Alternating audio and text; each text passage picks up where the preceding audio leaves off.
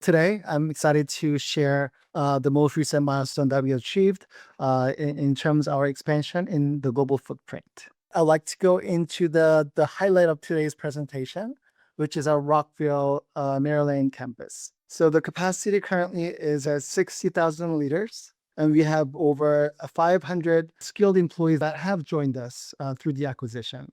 And we do have expandability up to 100,000 liters. And this site is great track record of 12 regulatory inspection without any critical findings. So by having this site, Samsung Biologics have immediate access to the capacity and ability to serve the clients that need the US manufacturing services. We are adding 60,000 liters from Rockville site. That brings us our total capacity to 845 kiloliters. And what this means for us and also for the clients is we are enabling the door sourcing strategy for our clients. So it'll give us flexible solutions in terms of where do you need the manufacturing to be in, either US or Songdo, South Korea. And also we can optimize time to the market as well. So what is excellence? So it's building on expertise, design for speed, and making sure we're standardized for reliability.